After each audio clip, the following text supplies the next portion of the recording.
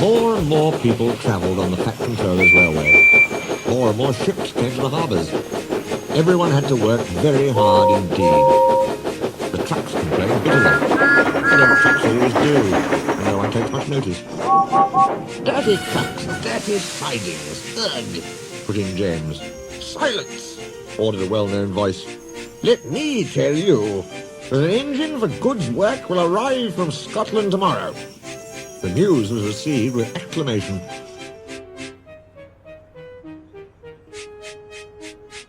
The Fat Controller stared. Did you say 2 engines, Inspector? Yes, sir. Then send the other back at once. Certainly, sir. But which? The Fat Controller stared again. Engines have numbers, Inspector, he explained patiently. We bought number 57646. Send the other one back. Quite so, sir. But there is a difficulty. What do you mean? The 2 engines are exactly alike, sir, and have no numbers. They say they lost them on the way. The Fat Controller seized his hat. We'll soon settle that nonsense, he said grimly. The 2 engines greeted him cheerfully. I hear you've lost your numbers, he said. How did that happen? The mourner slyly slip it off, sir. You ken who it is. The engines spoke in chorus. I know. Accidentally, on purpose. The twins looked pained. Sir, you wouldn't be thinking we lost them on purpose. I'm not so sure, said the Fat Controller. Now then, which of you is 57646? Oh, that's, is just what we canna mind. The Fat Controller looked at their solemn faces. What are your names? Donald and Dougie, sir. Good, he said. Then your controller can tell me which of you is which. Oh, you'll get no muckle help for him, sir. Why? He didn't ken our names, sir. How could he? We only given ourselves names when we lost our numbers. One of you, said the Fat Controller, is playing truant. I shall find him out and send him home. Inspector, he ordered, give these engines numbers and set them to work. He walked sternly away.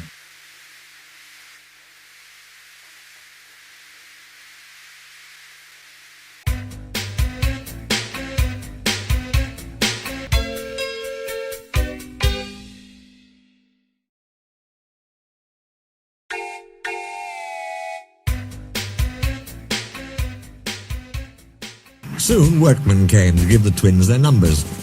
Donald was 9 and Douglas 10. When the men went away, they were left alone in the shed. You may have noticed, Dougie, that yon painters forgot something. What did they forget? They painted braw new numbers on our tenders, but they put none on us. Donald winked broadly at his twin. You mean, grinned Douglas, that we can... Just that, chuckled Donald. Who'd you wished? Here's the Inspector.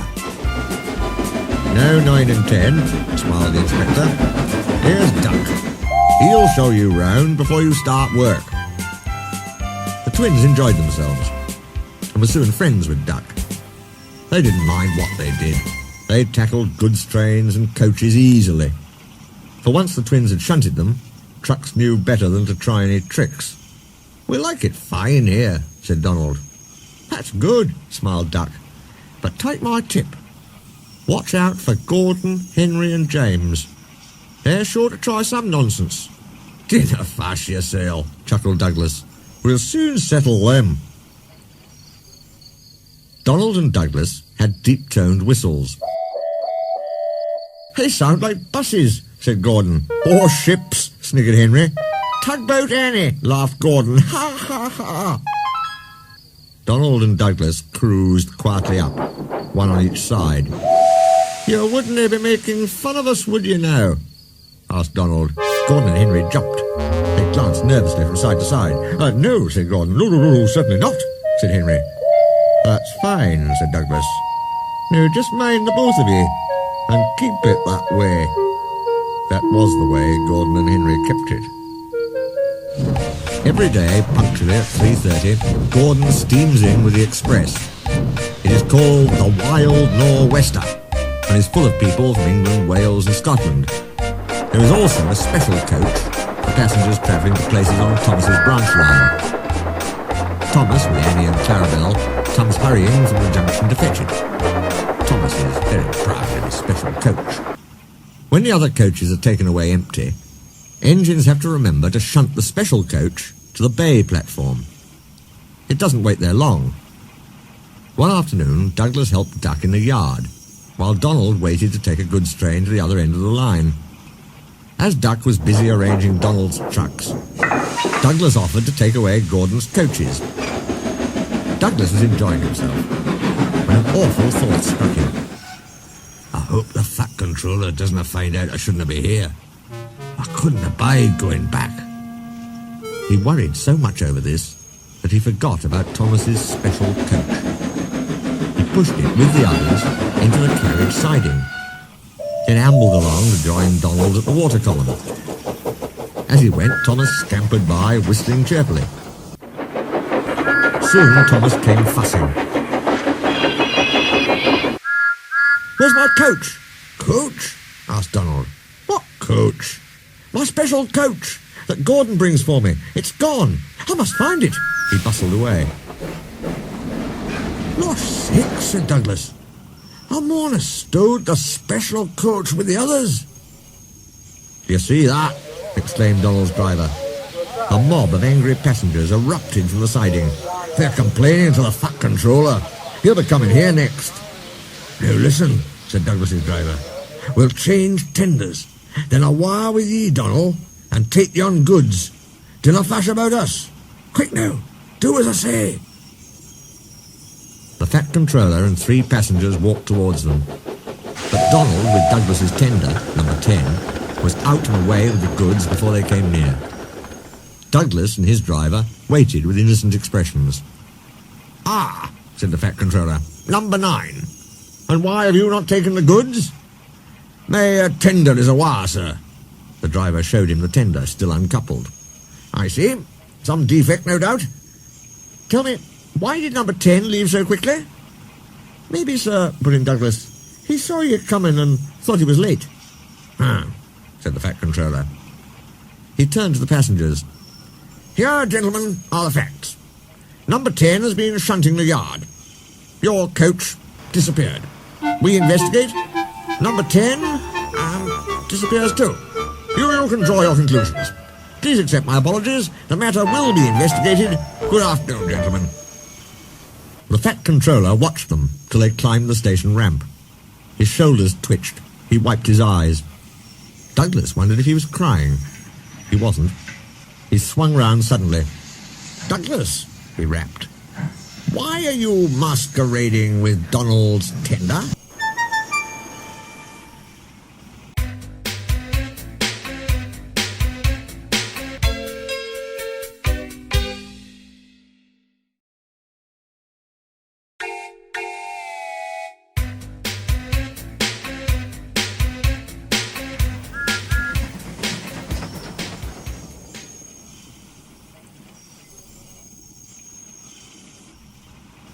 The spiteful brakevan had taken a dislike to Douglas.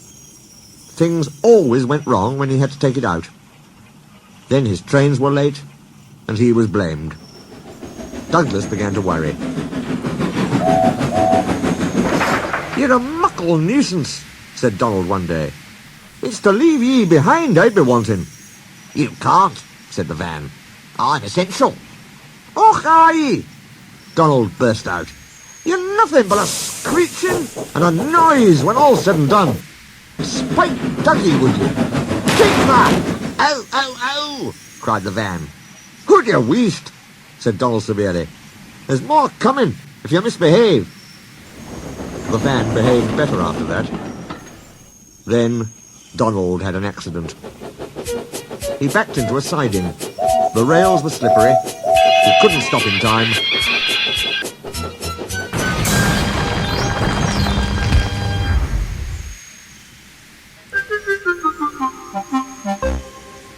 "I am disappointed, Donald.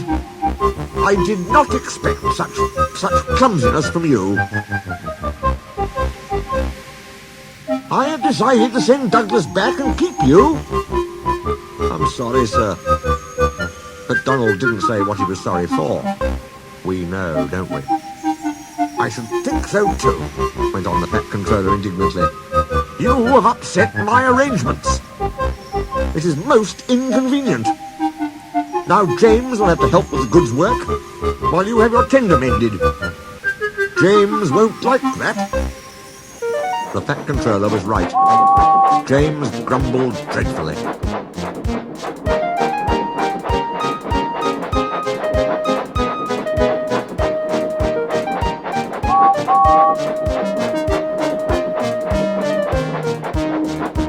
Anyone would think, said Douglas, that Donald had his accident on purpose.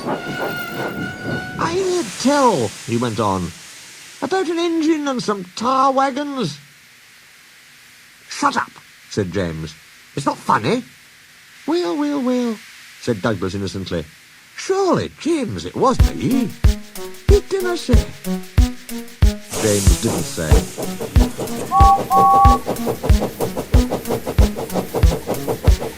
He's cross, snickered the spiteful brakeman. We'll try to make him crosser still. Hold back, whispered the van to the trucks. Hold back, giggled the trucks to each other. James did his best, but he was exhausted when they reached Edward's station. Luckily, Douglas was there. Help me up the hill, please, panted James. These trucks are playing tricks. We'll show 'em, said Douglas grimly. Slowly but surely, the snorting engines forced the unwilling trucks up the hill. But James was losing steam. I can't do it. I can't do it, he panted. Leave it to me! Leave it to me, shouted Douglas. He pushed and he puffed so furiously that the guard was anxious. Oh, steady, yelled the Douglas. The van's breaking! It was too late. Edward brought workmen to clear the mess. I might have known it would be Douglas. Douglas was grand, sir, he said. James had no steam left, but Douglas worked hard enough for 3. I heard him from my yard. I'm sorry, sir. Maybe I was clumsy, but I wouldn't have been beaten by yon tricksy van. I see, said the Fat Controller. 2 would have been enough, said the Fat Controller dryly. I want to be fair, Douglas, he went on. I admire your determination, but I don't know. I really don't know. He turned and walked thoughtfully away.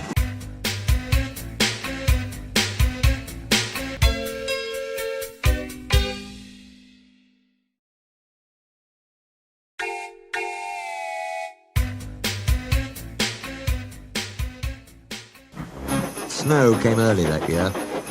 It was heavier than usual. It stayed, too, and choked the lines. Most engines hate snow. Donald and Douglas were used to it. They knew what to do. And they were soon coupled back to back with a van between their tenders. Then, each with a snowplough on their fronts, they set to work. They puffed busily backwards and forwards, patrolling the line.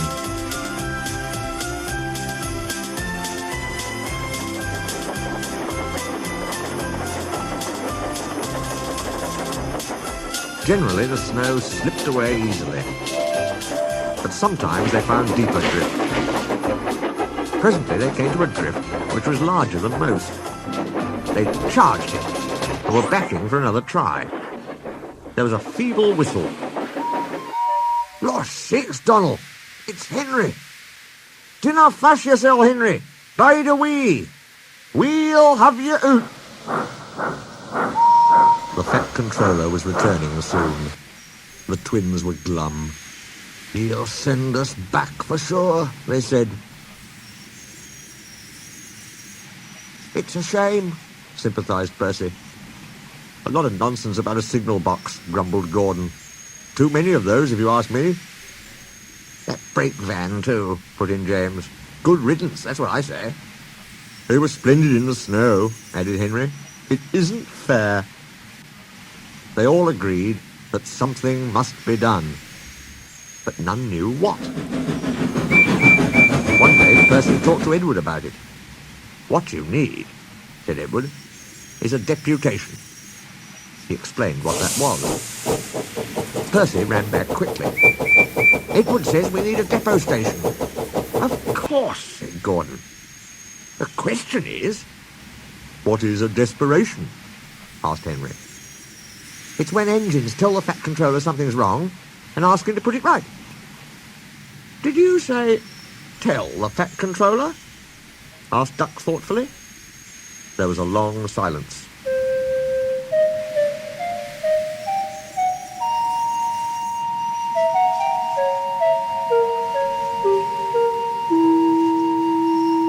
"I propose," said Gordon at last, "that Percy be our, disputation." "Hi!" squeaked Percy. "I can't." "Rubbish, Percy," said Henry.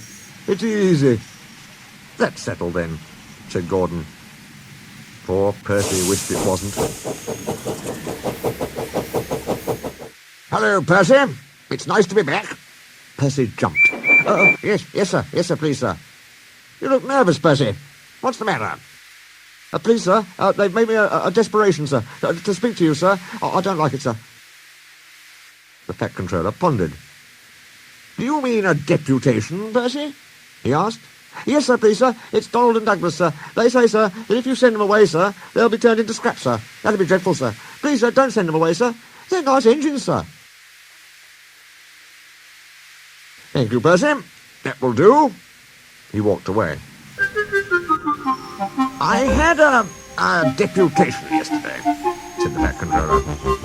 "I understand your feelings, but I do not approve of interference." He paused impressively. "Donald and Douglas, I hear that your work in the snow was good." The twins were surprised. "Thank you, sir. But your names will be painted on you. We'll have no more mistakes." "Thank you, sir. Does this mean that the both of us..." The Fat Controller smiled. "It means..." But the rest of his speech was drowned in a delighted chorus of cheers and whistles.